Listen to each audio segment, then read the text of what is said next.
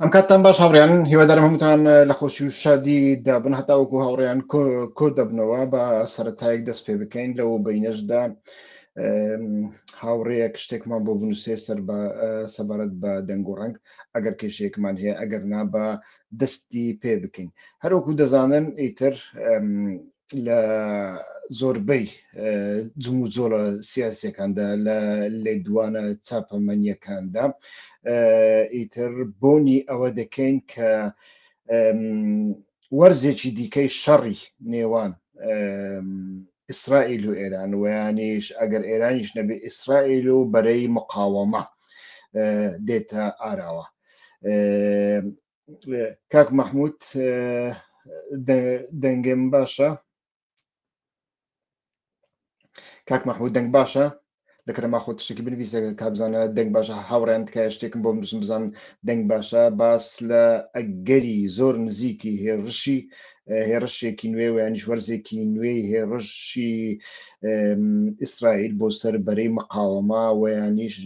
ڕاستەوخۆ یان ناڕاستەوخۆ بۆ سەر ئێران دەکەین و ئەمە چیە دەکەوێتەوە باس لەوە دەکەین. زۆر باشە کاک مەحموود گاک سوپاس گەلێک سوپاس کاک هاوڕێ زۆر زۆر سوپاس هاوڕێیان بەخێر بێن سەر هەردوو چاوم هەروەکو لە سەرتاشەوە باسم کرد باس لە وەرزێکی نوێی شەڕ دەکەین لە نێوان ئیسرائیل و بەرەی مقاوەمە و ئەمە لەکوێدا دەتەقێتەوە بێگومان هەموو ئاماژەکان هەموو پیلانەکان هەموو لێدوانە چاپەمەنیەکان و هەموو ئامادەکاریەکانی دەوڵەتی ئیسرائیل نیشانی ئەدەن کە ئەمە سەرەتا لە لوبنانەوە دەتەقێتەوە بەڵام دوای ئەوە دەچێتە کوێ ئایا ئەمە سووریا دەگرێتەوە ئەمە سووریای گرتەوە دەگاتە ئێران هەڵوێستی لایەنە شیعەکانی دیکە وەکو حەشدی شەعبی و ئەمانە چۆن دەبێ باس لەوانە دەکەین لە هەمان کاتدا هەڵوێستی وڵاتانی دیکە یعنی جگە لە ئێران تورکیا و سعودیا وەکو دوو هێزی هەژمونی ناوچەیی چۆن دەبێ باس لەوانەش دەکەین و ئەمە کاریگەریشی چۆن دەکا لەسەر ڕۆژی ئێمە هەوڵەدەین ئەمانەش باز بکەین ئەگەر کاتمان هەبوو بە کورتی باس لە ڕەوشی تورکیا و ڕەوشی سووریاش دەکەین بەڵام نازانم بەڕاستی ئێستا کە کاتم بۆ دەمێنێتەوە یان نا بەر لە هەر شتێک خۆتان بە و لێدوانە چاپەمەنیەی دەوڵەت باخچەلیەوە مەشغول مەکەن کە ئەمڕۆ لە ڕۆژنامەیەکی تورکە ناسیۆنالیستەکاندا داویەتی کە تەماشا دەکەین بە شێوەیەکی ناڕاستەوخۆ هەم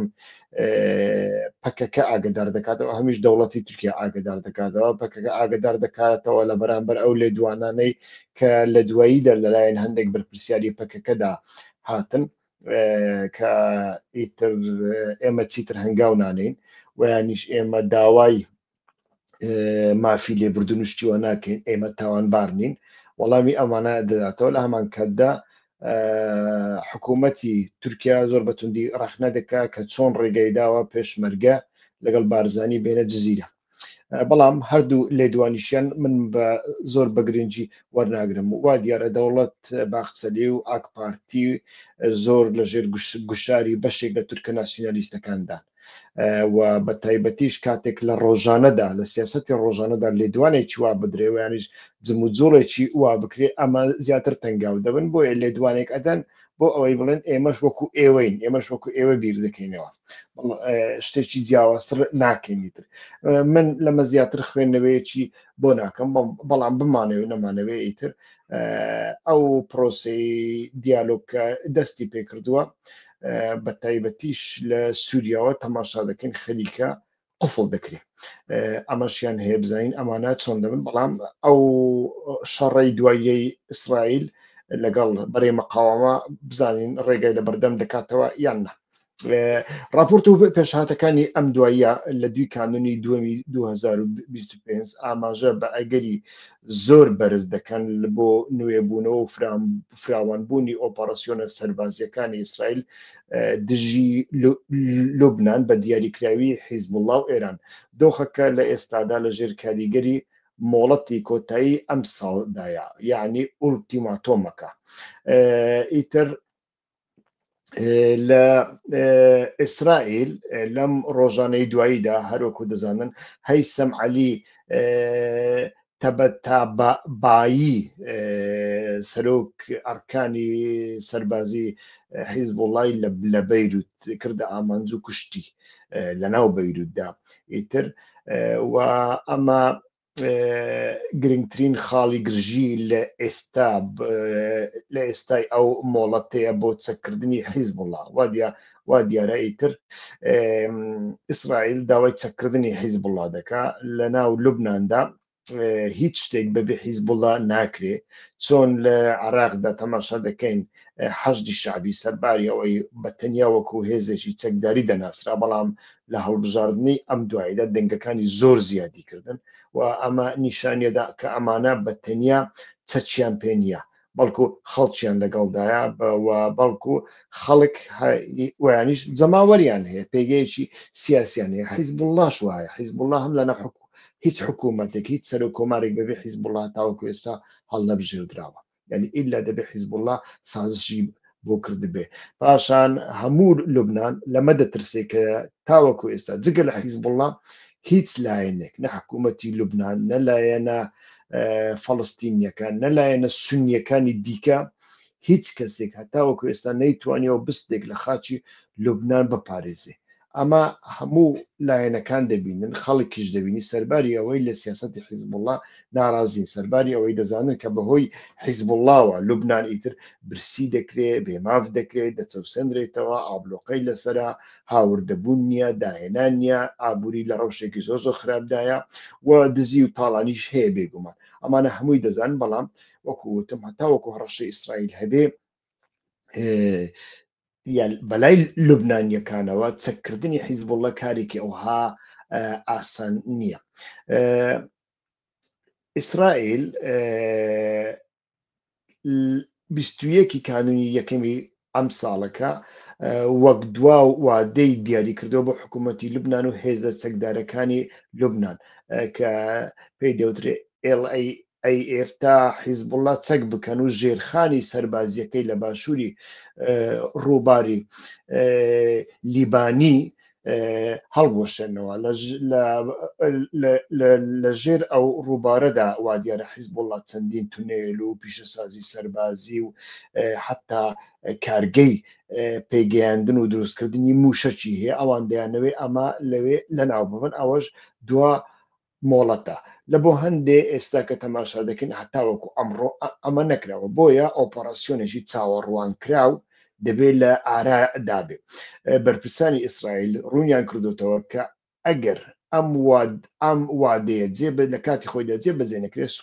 سوپای ئیسرائیل واتە IDF ئۆپەراسیۆنێکی سەربازی گەورە دەست پێ دەکات و بۆ چەککردنی گروپەکە بە زەبری هێز. ئەمەش بە ئەگەرێکی زۆرەوە مانۆڕی زەمینی فراوان و هەڵمەتی ئاسمانی چڕ لەخۆ دەگرێت کە ئەم هێرشە سەپێنەرانەی ئێستا تێدەپەڕێت، واتە هێرشێکی زۆر گەورەتر وەکو ئەوەی کە ئەوانەی کە پێشتر کراون زۆر بەهێزتر دەبێ ئەنجام بدرێت، چونکە حیزبوڵڵا بەتەنیا لە ژێر لە دەوروبەری ڕووباری لیبانی نییە، حیزبوڵڵا لە بەیروتیشیە، کەواتە دەبێت شەڕەکە بەیروت بگرێتەوە. کاتێک بەیروتی کردەوە ئیتر بمانەوێ نەمانەوێ ئیتر هەموو ناوچەکە ئیتر دەگرێتەوە، هەموو ناوچەکە هەڵدەستێتە سەر پێ و حیزبوڵڵاش ئەوەی لە دەستی بێ بە موشک ئیتر موشک بارانی شارەکانی ئیسرائیل دەکات. ئیتر هێزی ڕێدوان هەوڵ دەدا ئیتر دزە بکاتە ناو خاچی ئیسرائیلش. پێشتر بەردەوام سوپای ئیسرائیل ئەمانەی کردوونە، هەرچەندە حیزبوڵڵا لە شەڕی دوایی غەزەدا گەورەترین زەبری خوارد، یعنی هەموو سەرکردەکانی لە دەستدا و 5,000 پەیجەر و بێتێلی پێ تەقێنرایەوە، هەتاوەکو ئێستا بریندارەکانی بەتەواوەتی تیمار نەکراون و تیماریش ناکرێن، چونکە بەشێکی زۆریان یان دەستیان لەدەستداوە یان چاویان لەدەستداوە و ئەمانە بە کەڵک شەڕ ناویتر. بەڵام سەرباری ئەوەش ئێمە نازانین حیزبوڵڵا تا چ ڕادەیەک هێزی دیکەی ماوە یان نا. تا چڕادێک لە ماوەی ئەم ساڵ دەتوانیوێتی خۆی کۆبکاتەوە یان نا ئەمەیان نازانی بەڵام ئێمە دەزانی کە حیزب الله ئەو ڕەوشەی لەسەر حیزب اللهدا هەیە ئەو ڕەوشەنیە کە پێش شەڕی غەزە هەبوو لەسەر دەمێکدا کە سووریا هەبوو ئیتر ئەمە نییە ماوەیەکی درێژە ئیتر تەماشا دەکەین ئابلۆقێکی زۆر گەورە لەسەر حیزب الله هەیە ئەو خەتەی نێوان حیزب الله و ئێران لە ڕووی جەستەیەوە لە ڕووی فیزیکیەوە نەماوە و پچراوە ئیتر دوای کوشتنی سەرۆک ئەرکانی سەربازی حیزب الله هیثم عەلی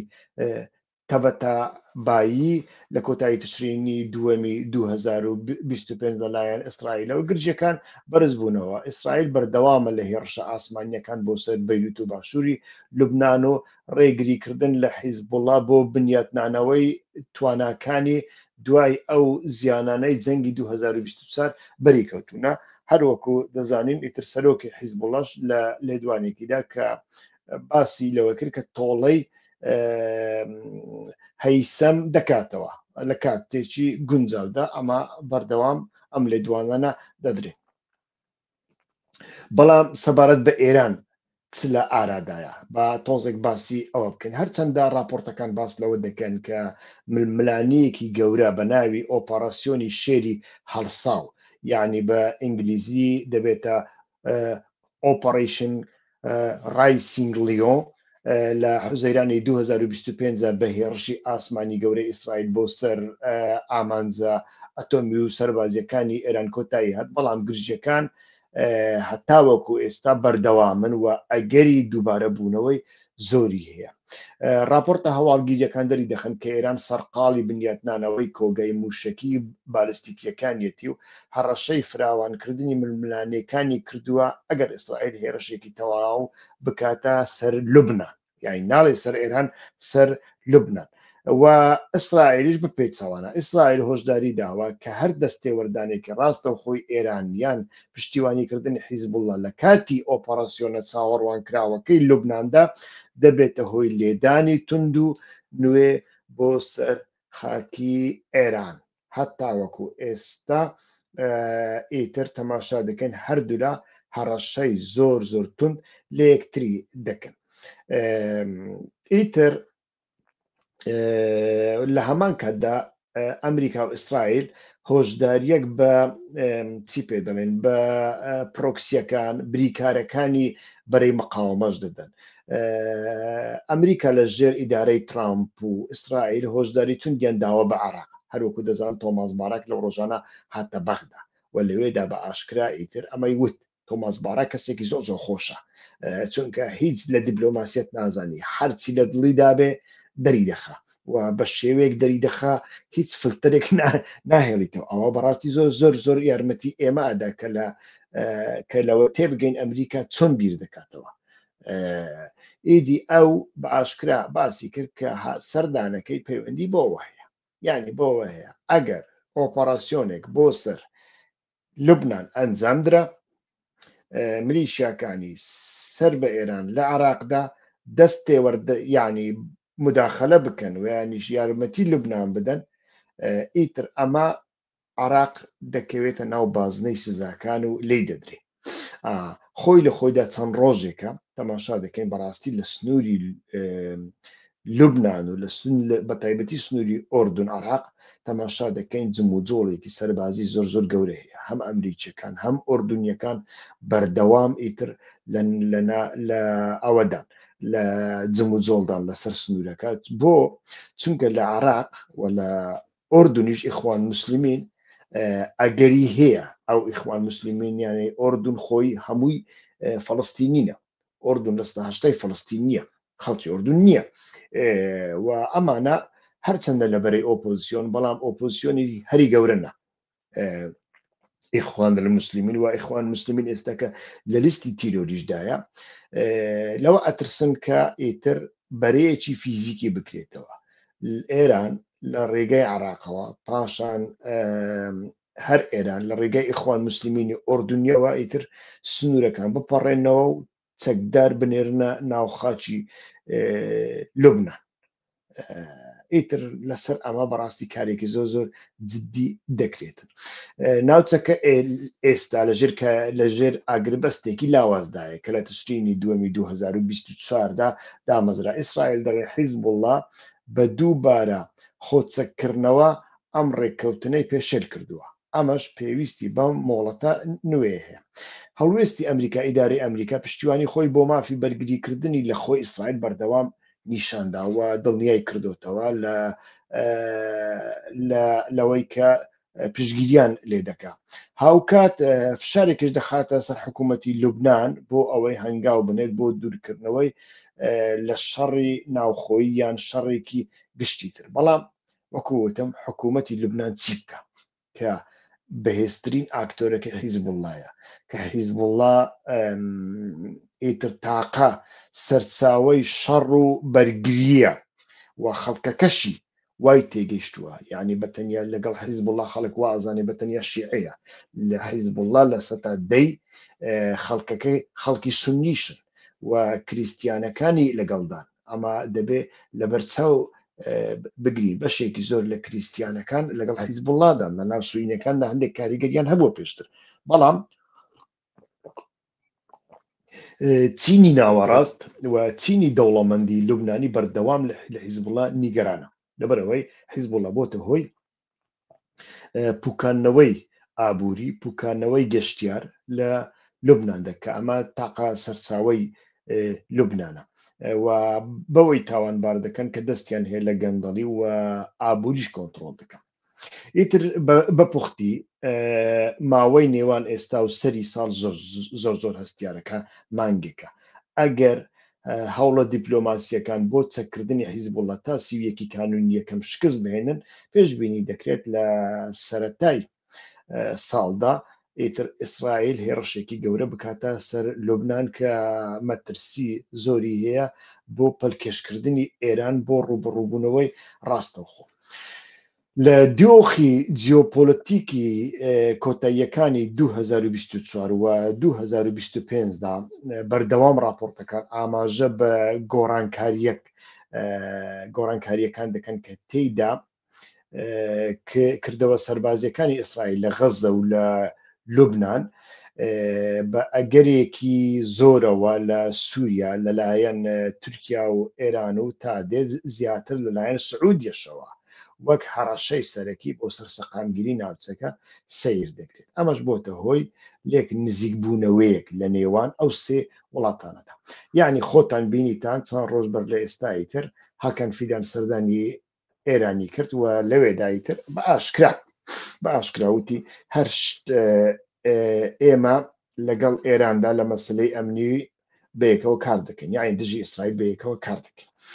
تورکیا ئەمە دەکای یان ناکە ئەمەیانە بابەتێکی دیکەیە. بەڵام تەماشا دەکەن هەتاوەکو دێ سعودیا و تورکیا لە ئێرانەوە نزیک دەبنەوە. ئەوەی تورکیا زیاتر پەیوەندی بە سووریاوە هەیە چونکە تەماشا دەکەین لە ڕۆژانی ڕابردوودا ئیتر هەر لە نزیکی شام ئیسرائیل هێرشێکی توندی کردە سەر کۆمەڵگایەک سەر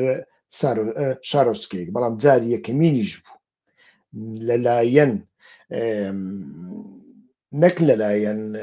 دەستەی تەحریر شام و جیهادیە بێکەڕامەتەکان کە لە بەرامبەر عەلەویەکی سڤیلی بێدەسەڵات و هەژار لە بەرامبەر سوریانیەک لە بەرامبەر دارسنۆبەری سوریانیەکان لە بەرامبەر ئیتر دروزەکان کە وەکو سەگی هارن تێگەی لە بەرامبەر ئیسرائیلیشدا ناوێرن دەموچاوی خۆشیان نیشان بدەن نەک لای ئەوانە لای کۆمەڵگەی شارۆچکەکە ئیتر جاری یەکەم ڕوبڕووبوونەوەیەکی زۆر تند ڕوویدا لە سەعاتی یەکەمیندا 6-7 سەربازی ئیسرائیلیان زۆر بە توندی بریندار کرد کە سێیان هەتاوەکو ئێستاش لە کۆمادانە یعنی لە ژێر چاودێری توندی پزیشکیدانە و ئیسرائیلیش هەستا بە فڕۆکەی بە درۆن و بە فڕۆکەی F-35 و F-16 و بە تۆپ ئیتر شارۆچکەکەی بە تەواوەتی بردومان کرد 14 کەسی کوشکە لە ناویاندا 2 منداڵ و 2 ژنیشە خۆ خەڵکەی دیکەش هەمووی سڤیلە بەڵام چەچیان پێ سیڤیلەکان لە بەتایبەتی سیڤیلە عەشیرەتەکان لە هەموو سووریادا ئێستا چەچیان پێە وەکو کوردستانی عراقی ئیتر پێشوەیان ئێستا ئەمە شتێکی ئاساییە ئیتر ئەمە ئیسرائیل بەردەوام ئەڵێ ئەمە دووبارە دەبێتەوە ئەمە دووبارە دەبێتەوە چونکە ئێرانیەکان لە فلان شوێن و فلان شوێن و فلان شوێن ملیسیان هەیە ئەمەیان تا چڕادێک ڕاستە هیچ ڕاستی بەڕایمنی تێدا نیە چونکە لەو ڕۆژەی ئەحمەد شەرع هاتە سەردەسەڵات یەکەمین جار یەکەمین کار کە کردی بەرەی مەقاومەتی ئێرانی بە تەواوەتی ئیتر لەناو برد پاشان نەک بەرەی مەقاومەت یعنی بەرەی مەقاومەتی سنی فەڵەستینیشی هەموو دەرکردن هەندێکیان چوونە لوبنان هەندێکیان چوونە ئۆردن هەندێکیان چوونە مسڕی تر هەر هەمووی دەرکردن هیچ کەسیان نەما یعنی بۆیە تەماشا دەکەین ڕەوشێکی وها هەیە ئەگەری زۆرە ئیسرائیل لەو بینەدا سووریا و یانیش بەشێکی سووریا کۆنتڕۆڵ بکە تورکیا لەمە دەترسێ زۆر یعنی ئیسرائیل بەردەوام پەیام بەو تورکیایە ئەدا ئەڵێ هەتاوەکو دیمەشق بۆ من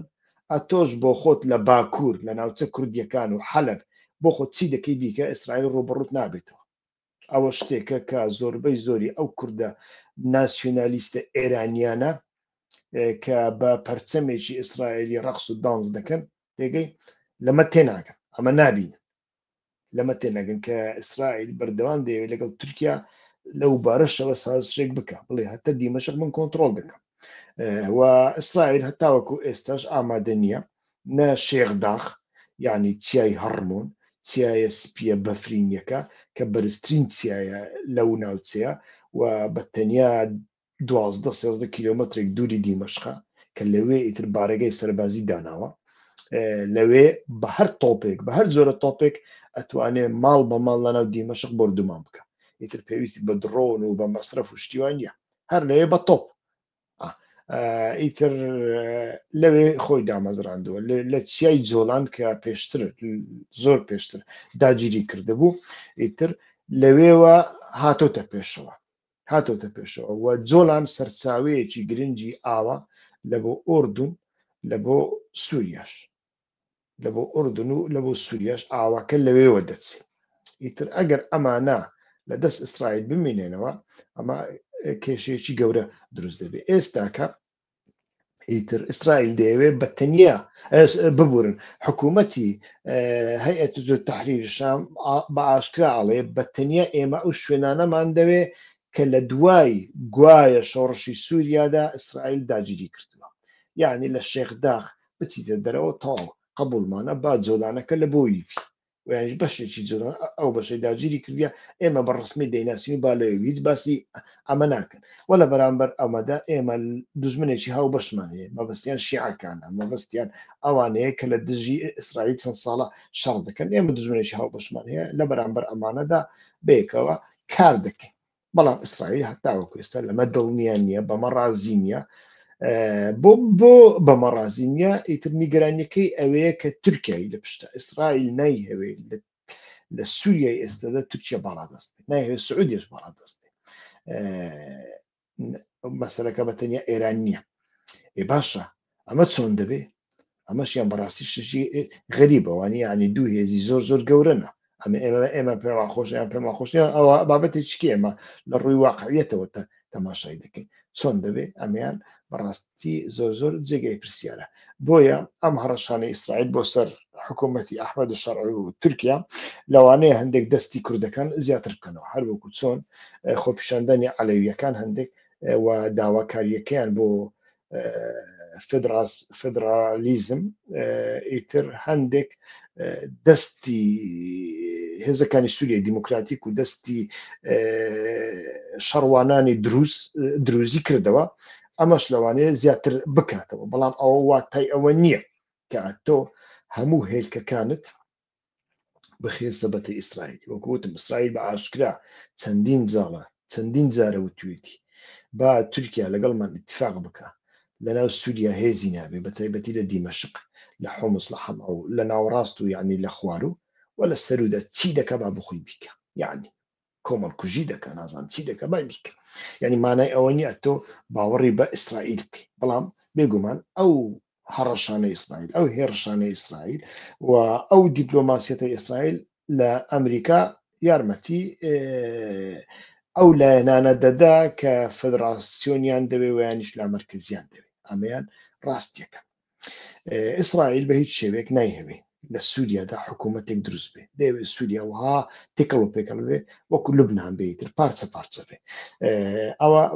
بۆ ئەو باشترە حکوومەتێکی مرکزی ناوێ بۆ ئەو مەبەستە نایهەوێ وەکو مەبەستەکەی ئەوە نییە و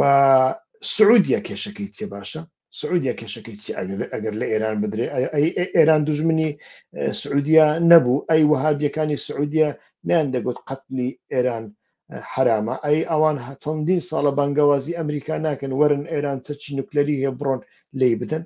بۆ ئێستا ئەمە دەکەن چونکە سعودیا بە تایبەتیش محەممەد بن سەلمان ڕۆیەی هەیە ئەو ڕۆیەی 2030 لە 2030 بەدواوە ئەو دەیەوێ بە تەنیا شاری تەکنۆلۆژی و وزەی بێنەوتی ساز بکە و لە ڕووی داراییەوە پشت بە سەرچاوی نانەوتی بوەستی نەوتەکەی هەڵگرێ و دەرینەهێنێ نەوتوغازەکەی تر حتا کەم بیفرۆشێ بە تەنیا بۆ پێداویستەکانی جیهان بیفرۆشێ ئیتر ئەمەی دەوێت لە بۆ ئەو پرۆژەیە محەممەد بن سەلمان ئەتۆ بتەوێت و نەتەوێت لە ڕۆژهەڵاتی ناوەڕاستدا بە تایبەتی لەو ناوچەیەدا کە دەکەوێتە سەرکەندا و ئێران نیشانی داوە توانای موشکی ئەوەی هەیە هەموو ناوچەکە هەر کاتێک بیهەوێ گڕ بدە یعنی لە هێرشەکانی بۆ سەر قەتەر بە دوایی ڕاستە قەتەری ئاگدار کردەوە و موشەکەکان کلااوەی وێرانکەریان لەسەر نەبوو ئەمەیان ڕاستە پێشتریش قەتەری ئاگدار کردبووە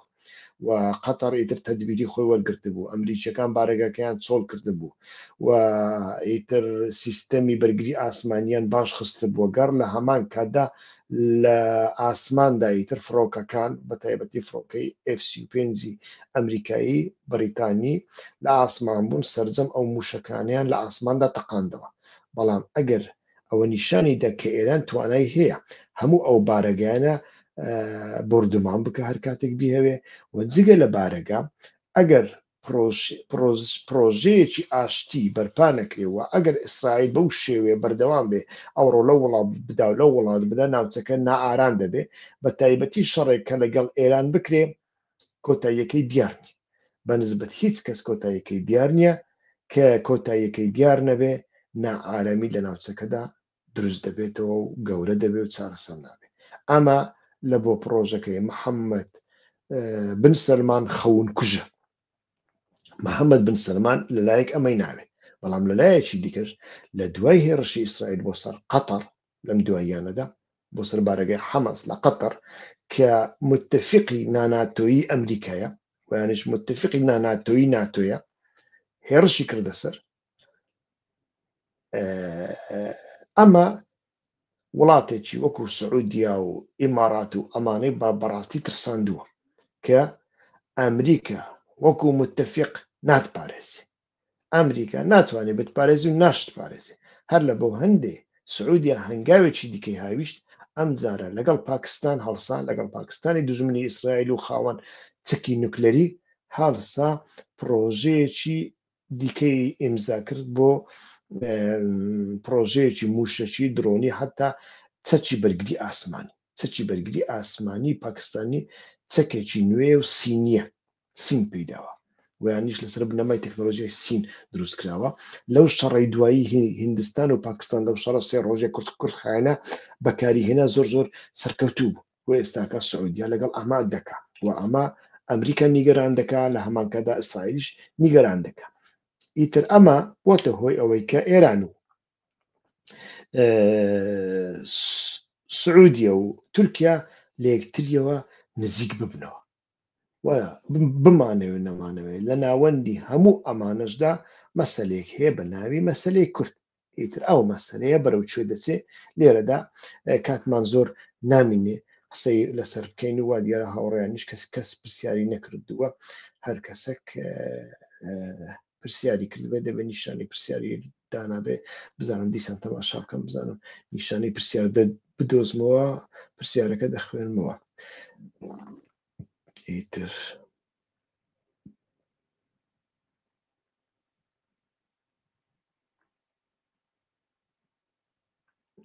بەڵێ پرسیارێک نییە هاوڕێیان